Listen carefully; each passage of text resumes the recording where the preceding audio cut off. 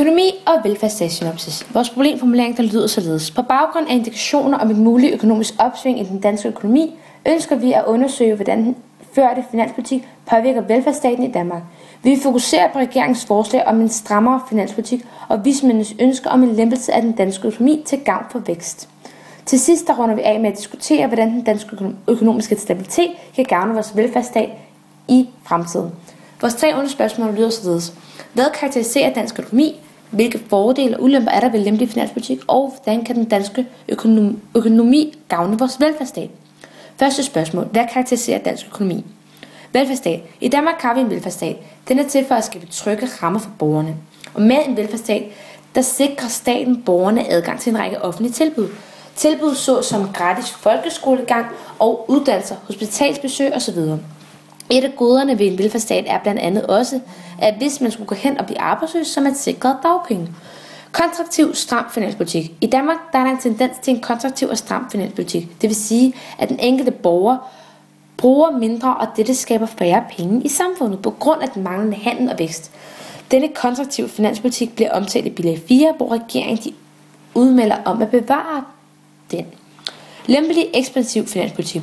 Vismænd og økonomer råder Danmark til at føre en mere lempelig og ekspansiv finanspolitik, som indebærer, at vi øger aktiviteten i samfundet, og dermed sætter vi også væksten i gang, vi mindsker arbejdsløsheden, og vi fremmer velfærden. Og dette kan vi for eksempel gøre ved at sætte i gang i infrastrukturen. Ved at investere i for eksempel hospitaler, broer eller motorveje. Og det kan på længere sigt skade vores betalingsbalance, fordi at importen vil stige i det, at arbejdsløsheden reduceres, og væksten den vokser. Og dette kalder vi inflation.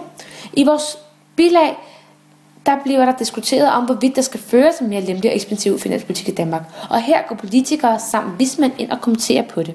Inflation. Inflation er en generel stigning af priser på varer, og det modsatte kaldes deflation, som betyder det modsatte, altså at priserne de generelt falder.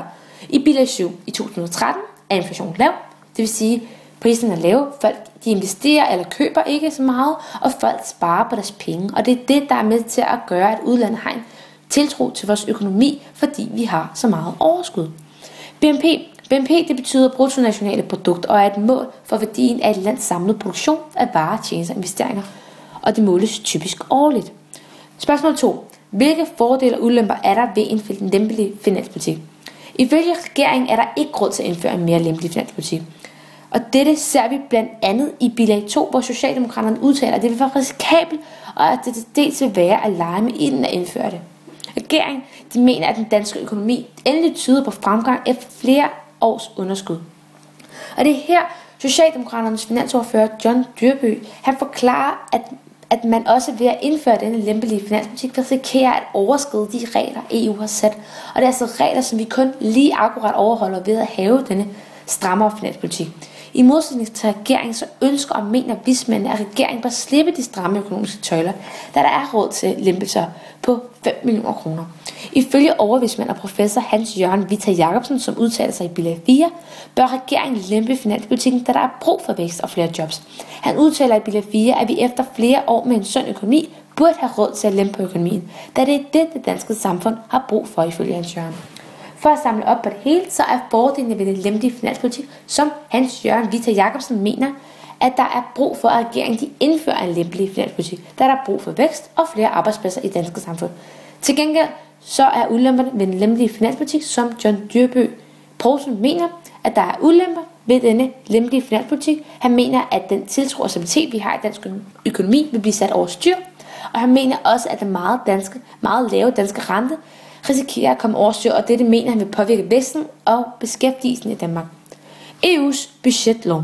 I bilag 4, vismand finanspolitikken bør lempes. Mener vismand og professor Hans Jørgen Vita Jacobsen, at på grund af den sunde finanspolitik, Danmark fører for tiden, udtaler de sig således.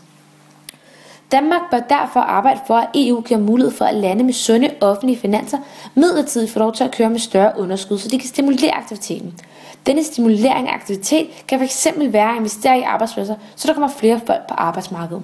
Så vismand og Hans Jørgen mener, at der er fordele ved en mere lempelig finanspolitik, da det kan medføre til at stimulere aktiviteten, som senere kan videreføre investeringer, det vil sige arbejdspladser. Hvordan kan den danske økonomi sikre en sund velfærdsstat? Forudsætningen for en sund velfærdsstat er, at man har en god økonomi. For at finansiere en velfærdsstat, skal man have en stabil økonomi. En velfærdsstat er dyr i omkostningerne, fordi der skal skabes et sikkerhedsnet under alle borgere. En velfærdsstat er dyr i omkostningerne, fordi der skabes et sikkerhedsnet under alle borgerne. Derfor er det vigtigt, at staten sparer på pengene, for hvis staten ikke har en høj indtægt, kan vi ikke opretholde det nuværende niveau i velfærdsstaten. Man kan så diskutere, om staten kan opretholde velfærdsstaten på nuværende niveau. Det betyder i hvert fald, at der skal være balance i vores økonomi. Vi skal eksportere, og vi skal tjene penge. Vi er i Danmark ikke kendt for råstoffer, som for eksempel Norge er kendt for olie, men vi er kendt for landbrugsprodukter, og vi kan ikke med sikkerhed vide, at vi bliver ved med at være kendt for det. For vi ser for eksempel, at lande som for eksempel Tyskland, der også fører en god produktion inden for landbrugsprodukter, så vi bliver i Danmark nødt til at tænke smart, og vi bliver nødt til at tænke anderledes. Og vi er et land med et meget højt uddannelsesniveau. Vi bliver nødt til at tænke nyt og kreativt, og det betyder, at vi skal sælge attraktive ting i udlandet. Vi konkluderer derfor, man kan samlet set sige, at der er flere faktorer til op til overvejelse, når man taler om, hvorvidt man skal føre en mere lempelig finanspolitik eller ej. Vi kan konkludere ud fra vores bilag, at der både findes fordele og ulemper ved en mere lempelig finanspolitik. Og vi kan derfor konkludere, at der skal skabes en balance mellem den kontraktive og lempelige finanspolitik, for at Danmark skal fungere som samfund. En mere lempelig finanspolitik er med til at skabe vækst og hjælper Danmark ud af arbejdsløsheden og den lave inflation. Modsat kan en kontraktiv finanspolitik skabe stabilitet og overskud samfundet, og dette resulterer i, at der kommer stor tillid til den danske økonomi.